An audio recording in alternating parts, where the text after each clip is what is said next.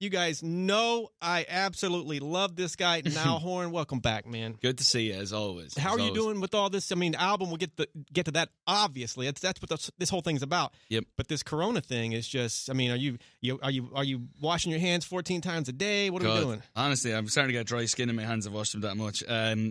Same. Look, I mean, it's nuts. It's mad. It's like, I haven't seen anything like this in years. It's mad. I can't remember it ever being like this, actually. I don't think I've ever seen anything. Have you bought like 50 boxes of toilet paper? Because apparently that's a thing too. So I mean, everyone's like, I just seen a video of two people in Australia or something in New Zealand fighting each other in a supermarket over some toilet roll.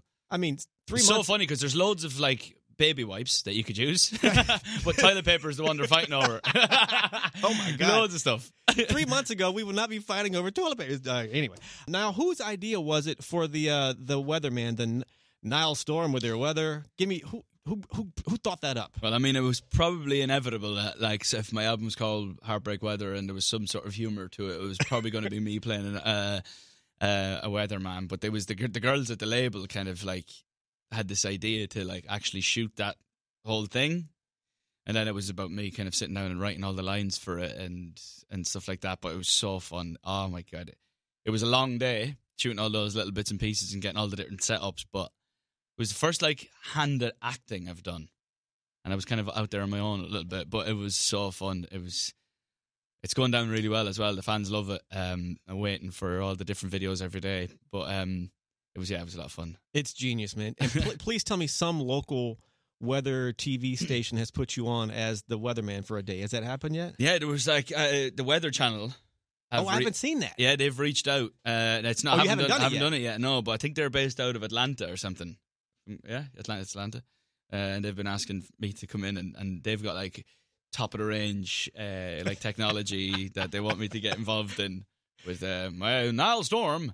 But so maybe when I go through Atlanta I can pop in. I'm not sure what my schedule's like, but that'd be fun. You have to, man. Niall Storm with the weather. Niall Storm. All right, now Horn is hanging out. Heartbreak Weather. Of course, this is what this whole thing's about, man. Yeah. Talk about this album. Oh, by the way, this is going to air. The album's out as this airing. Okay. Talk about this album. You know, the title of it. You know, give me. What do people need to know? Niall Horan. The title was one of the first things that I wrote down. Little with my pen and my little book that I write stuff in, and I just thought this is the way to do it because I didn't want to write like the sobbing, you know, really sad breakup album that everyone else writes, you know, and that I've probably written myself before, where it's kind of very selfish sounding and things like that. So I was kind of like, how do I write songs from different angles and try and make it a concept album in some shape or form. So Which is easier said than done. Yeah, but I was lucky that in my mad range of thoughts, that Heartbreak Weather came out of it, because then I was able to correlate feelings with, you know, with the weather patterns. So like, you know, those stormy feelings that you have, you know, where you're just like writing sad songs, and then the more egotistical, warmer weather songs like the Nice to Meet Yous and the Small Talk and kind of and things like that. So it was a good way of really sticking a bubble around the concept and it helped me write it. I mean, when you listen to the album, it probably still sounds quite selfish, but in terms of the writing process, it helped me write songs from different angles, right? From different people's points of view, from other people looking in, from the other person's point of view. It probably, as I said, it probably still sounds quite selfish, but when it comes to writing it, it helped. Have you done a concept theory before, or was there any concept theory to your first solo album, or no? Not really. No, that was just a collection of songs. This time, I've like the concept goes throughout the track listing as well. I've made the track listing, you know, it kind of tells a story from the start of the relationship right out through to the end.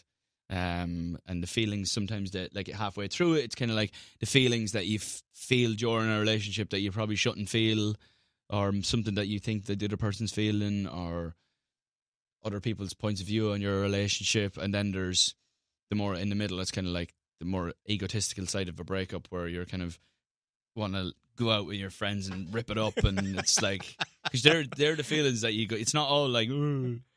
It's more like, which is the Rip It Up song. I mean, the Nice to Meet Yous and the Small Talk and songs like that, they're like the chest out, you know, they have a song called New Angel, which is like, right, I've had enough now. I need someone new.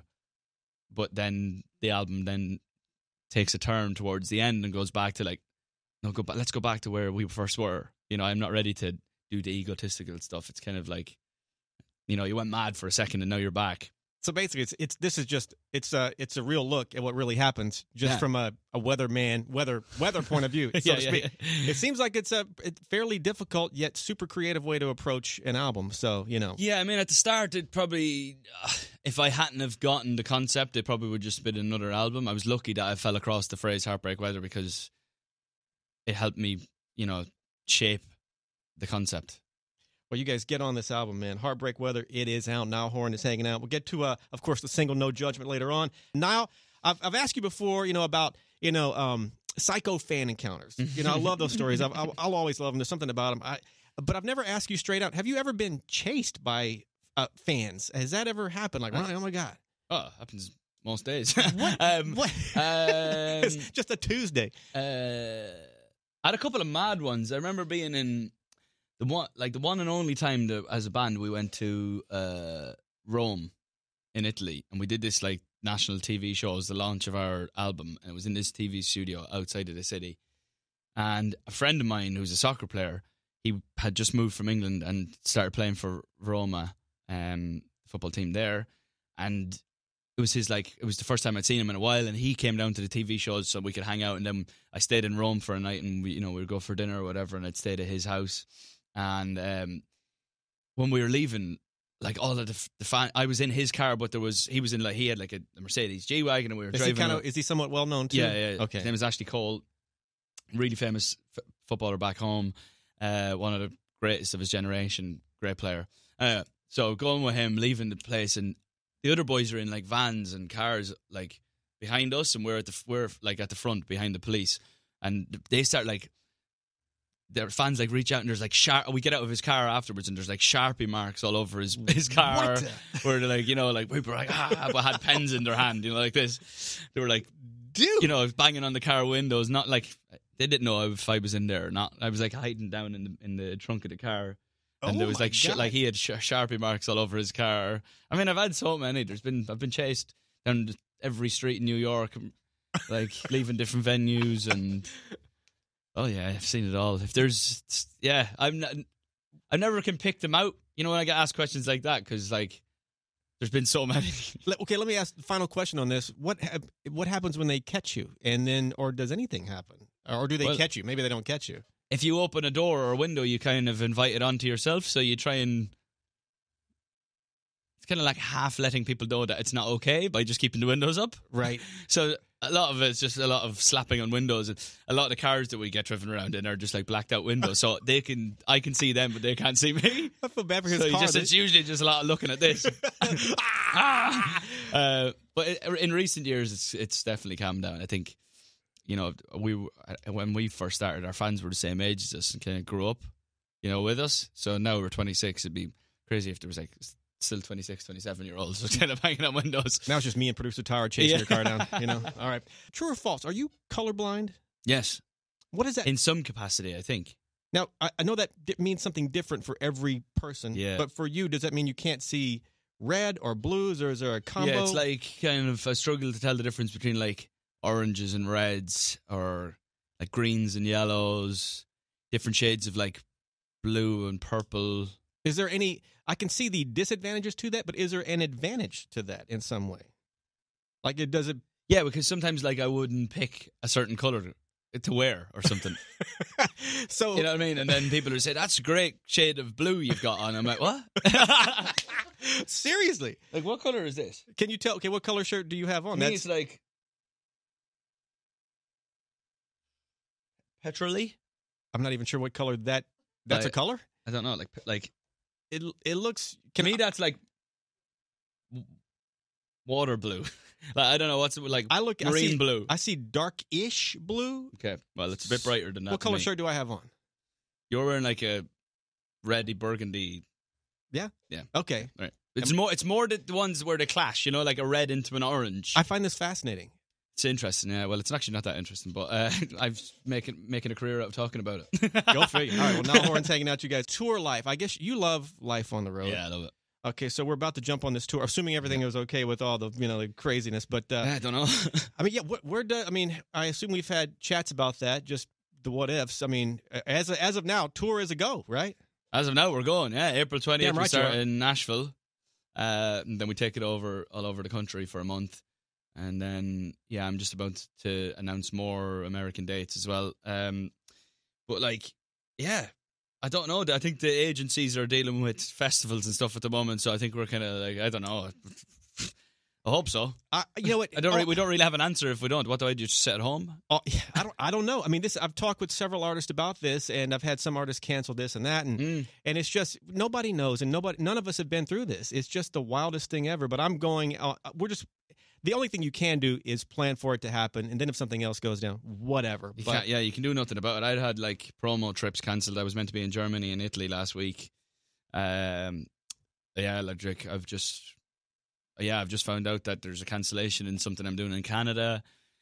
I don't really know. I've got loads of stuff coming up. It's not, as I've been saying, it's not the greatest thing to happen when you're releasing an album, but I mean, can't control what goes on, and it's out of my hands. I would be more upset about it if it was in my control, but it's not. So no doubt. Well, can do nothing about it. The tour, of course, Louis Capaldi, and Fletcher. And by the way, I think the last date you have listed now is Mexico. And a couple of years back, you and I was going to go hang with you on your trip to Mexico. That's when they had it was the earthquake. Yeah, we ended up not going. One of those days, I want to do a date or two with you and just experience the Niall Horan thing, and I can report live with Niall Horan.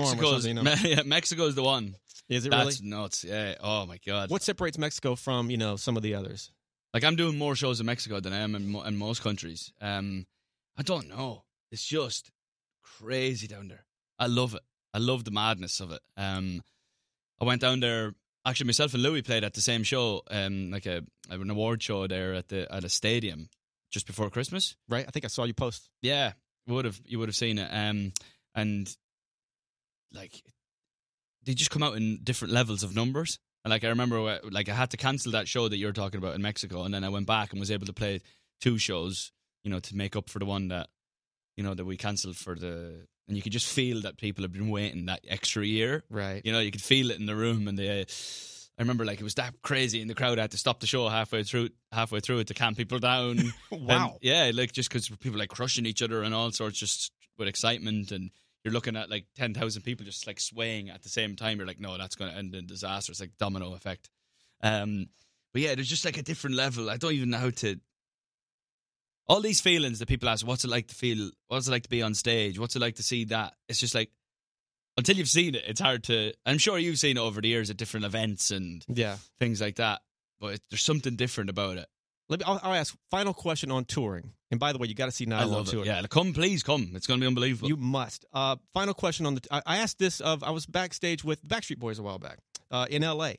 And I said, do you recall the moment, because the crowd just ate them up, and they've been doing this for a long time, but do you recall the moment when you realized you really had them? They're going to love you. They paid to come see you. But the moment where, oh my God, I've got them. Do you have those moments? I think if you can get to stadium level in terms of your live shows, I think that's when I realized how, first of all, lucky we are. Right. And know that that level of people that amounts of people, 60, 70, 80,000 people want to come and watch you. Wow. There's probably longevity in that, because you think about the people who have done stadiums. It's Taylor Swift. She's had a 15-year career already. Girl's 30 years old.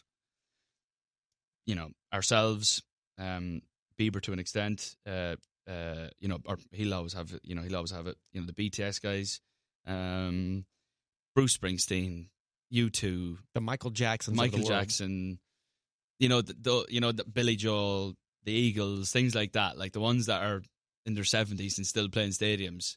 You got that, you do have that feeling. It's all right, well, if that amount of people want to come, then I feel like there might be a little bit of longevity in that.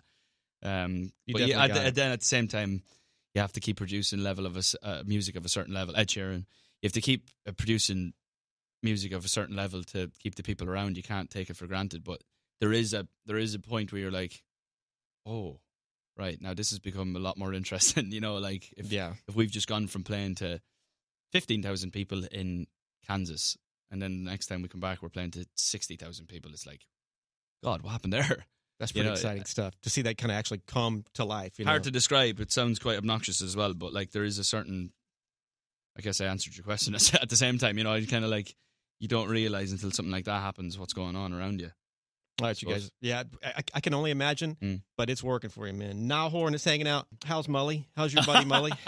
I haven't seen him in a while. He's kind of disappeared. I see him around the house sometimes. I see his dirty socks on the floor, and I can smell him in the couch.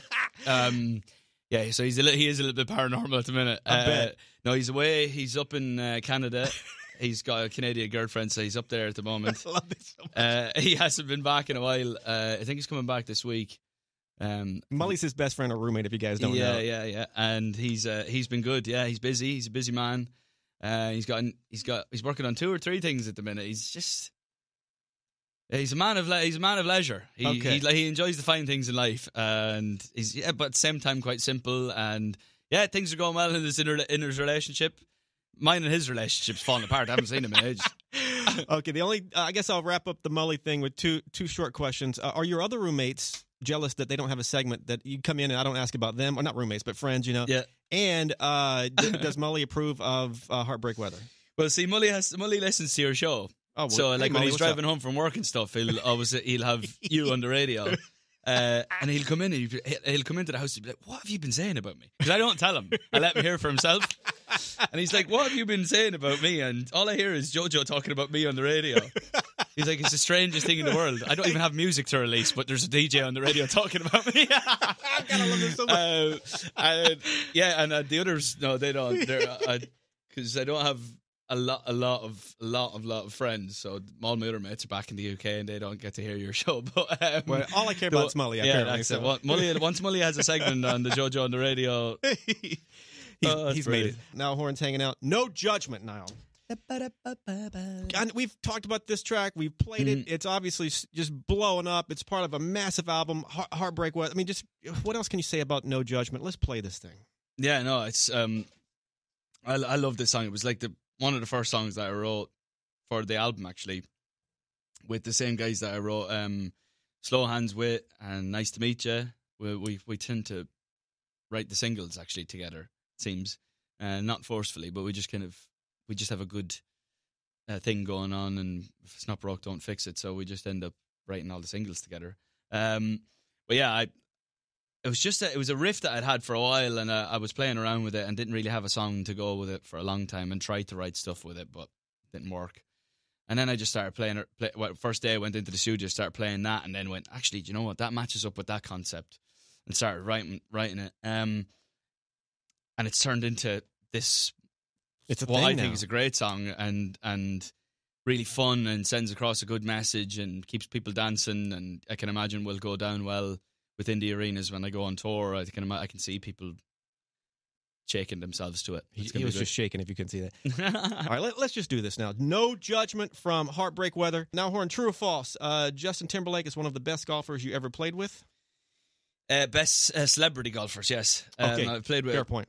A few. I've played with the world number one right now, so I would say he was the best player I've ever played with, Rory McIlroy. But as far as like celeb golfers, if that's what we want to call them, yes, Justin's a great golfer, great guy too. Get on really well with him. You've probably known him for years. Yep, haven't seen him in a while, but yeah. And we play in a course actually not too far away from here. But great golfer. True or false? Nick Jonas, one of the worst celebrity golfers you've ever played with. When I played with Nick, he was just picking the game up, I think. Oh, gotcha. But so maybe he's improved. We hung out on the Jingle Ball run this past Christmas, and they've all gotten really into it. They spent a lot of time touring the Joe Bros, and I feel a Niall Horan Joe Bros death golf match coming up. That's when I first started playing with Nick, he was self-admittedly a little bit all over the place, but he knows that himself. And But apparently he's gotten a lot better. The boys were backing him up there, brotherly, showing it. Yeah, no, he's good now. He's really good. And Joe and Kev they toured all summer, played in some great courses, used it as their days off, things to do on their days off, like I do. So we have that chat every time we see each other. But yeah, we've been talking about like taking little Saturday trips to places to play golf. Whether we'll do it or not, I don't know. But yeah, Nick is. They're great. They're just great guys. They are great dudes. I love them. Let me ask one question about, you mentioned the number one golfer. What's his name again? Rory McIlroy. I don't know much about golf, but I know you're a good golfer. Obviously, he is amazing. When you guys play, does he beat the living bejesus out of you, or can you hang? There's a handicap system in golf where I can take shots off him based on my handicap. So if he plays off +5 and I play off 8, I'll get 13 shots off him. So I can potentially beat him. And I have done. Interesting. All right. But it's like people always say, do you not get nervous? But at the end of the day, he's a friend of mine. So it's like just playing golf with your friend, but your friend happens to be really, really, really good at golf. So you just gotta get over it. You're like, I've settled with the fact that he is Rory McIlroy, one of the greatest to ever play the game, but he's also my friend. So I just kind of like, you go and do your thing. I'll be over here in the bush. You put it in the middle. Yeah. And I'll be over here. That is so You fun. worry about yourself and I'll worry about me. It's okay if you beat the living holy bejesus out of me. You're still my friend. Yeah. All right, Niall Horan's hanging out. What is your favorite lyric? Not song, but lyric from Heartbreak Weather. Wow, did I stump Niall Horan? There's a couple of lines in Put a Little Love on Me that I was surprised when I even said them myself. Because sometimes I have to, like, when I write ballads, I have to really overthink every lyric and, like, construct English sentences, and I'm, like, word for word, and singing it in my head. And then this time, when I wrote Put a Little Love on Me, all the phrasing and it doesn't happen often, but a lot of melody and a lot of lyric came out in one go. So I kind of surprised myself. So it was kind of like, let me try and think. I correlated Too Much to Ask for my last album with this song. So in Too Much to Ask, I said, my shadow's dancing without you for the first time. And then Put a Little Love on Me, I said, when the lights come on and there's no shadows dancing. Oh, so it was kind of like a play on from song to song. The shadows don't dance anymore like they used to. That's nice. That really is. Yeah, there's a good song, and there's a song called Across Your Mind. And the first verse is pretty cool. It's your world I want to live in. It's your ocean I want to swim in. It's your show and I'm just watching. Losing you's not an option. And I just thought, based on where I was in my head at the time, I thought that was pretty cool. When words like that come out of your heart, mind, it's almost like it's coming from somewhere else, I guess. Like, is it from? Yeah, because you think of stuff, you know how you feel, but you think of it on a very on the nose, literal level. You don't think of it in like this poetic way. And then when you go to sit down and write a song, those thoughts become really poetic, and you think of it in a different way. And when they come out of your mouth, you're like, Jesus, like I didn't even know I had that in me. I'm not even angry. I'm impressed. Would you ever say those words on a date? No, never. Right? It's your show, and I'm just watching. Wow. After tonight, losing you is not an option, baby. Oh, my God. I would never say that, but it just sounds, when you have a melody behind it, it makes it sound a little bit sexier. A totally different thing. Oh, my God. All right, now Horan is hanging out, you guys. A song that almost didn't make it because, man, should I reveal that much? Did a song like that, did that happen? No, to be honest. I've kind of gotten over, the older I've gotten, the less I've cared about what I reveal. Because I don't have to tell people really what. True. I don't have, it's up to me whether I tell people what the song's about or whatever. But I can still write those lyrics. So right. The older I've gotten, the less I've cared. I more write lyrics now to make people relate to stuff. And like when I sit there and I'm like, should I say that or should I not say that? Like I do have those battles when I'm writing. I'm like, maybe I shouldn't say that. But then I go, no, listen, people will relate to that. The more relatable you can be with your lyrics, the better. Give me a song that almost didn't make it because of time, but last second inspiration, boom, it made it onto the album. Well, I didn't. The last song on the album, Still, I wrote that like while I was mixing the album. So the album was done. And then I sat down one day. I actually went over to the studio to finish some lyrics or finish like some BVs or some ad-libs or something on the end of a song called Small Talk from the record. And then we had dinner while we were doing that, and then I was finished dinner early, so I went back into the room and just picked up this guitar and literally sung the whole song in about 10 minutes, and then it became in my head, the most effective song on the album, and the song that I think will relate to people the most.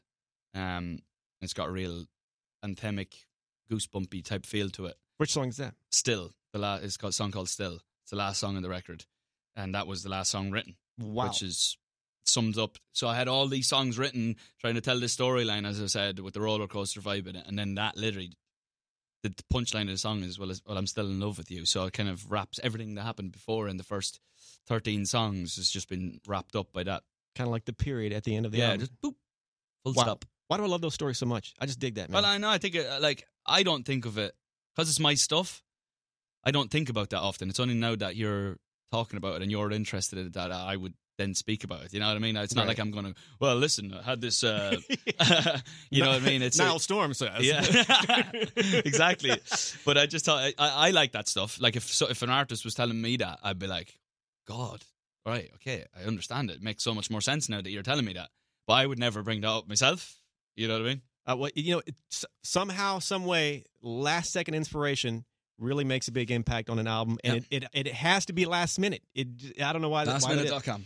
Now, let me quick recap here. Heartbreak Weather, it's out. Get on this album, or you're a terrible person. Yeah, you're horrible. No judgment. Oh, yeah, no judgment. The single, of course, it's out. Tour. Get on this tour. Niall Storm coming to hopefully the Weather Channel. Yeah. God, you got to do that. We'll see. Oh my goodness. Now, what else am I forgetting, man? Not much. Got an album coming out. I'm going on tour. I'm playing in LA. I'm playing at the Forum. Beautiful. Go and get yourself a ticket. I'm also in other places wherever this show goes. I'm probably in a city near you. So please come and watch us. We're going to have a lot of fun. It's going to be an unbelievable year. This year I'm going to try and write a lot more on the road. Because when I tour, generally, it's quite strict, the timings of everything. There's a meet and greet at that time. There's a sound check thing at that time. There's a dinner at that time. There's a vocal warm-up at this time. I'm just trying to be a little bit more fluid with things. So I've created a lot more space during the day for me to now write. Because I feel that when I go on the road, I kind of just become a road hermit. And I didn't realize, because people would say, oh, we haven't seen you in 2 years. Even though I was on tour and I thought I was in the scene. But I was completely away from it. And people were releasing music and there was stars coming out of left, right and centre. And I felt like I was missing out a bit. And I've decided now that I'm going to write a lot more and produce music on a more consistent basis if I can. So we're talking writing and recording on the road? For example, in hotel rooms, in buses, or whatever the... Yeah, I was going, if I can park a bus outside the arena every day, or, get to a studio in that city or whatever, I'm going to try and do so. Just so I can churn out tunes. I mean, I'll only release them if I think they're good, but try and churn out music. And because the last song I released was probably On the Loose or Too Much to Ask or something, and then it was probably 2.5 years until I released Nice to Meet You. Yeah. In the meantime, I was on tour thinking that I was still in the mix, but probably just being kind of pushed to the side in my head. So I would like to, keep up with everyone, because everyone seems to be releasing music more often. Fair point. Yeah. So yeah, I can.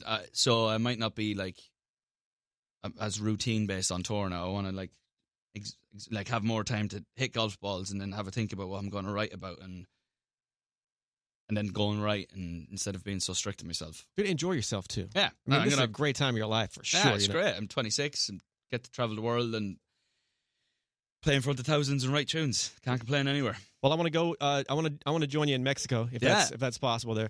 Come down. Hey, at the end of every interview, normally I do a fist bump to make it official, but I guess now we're doing an air elbow, a fake fist bump to make it official. Thanks, man.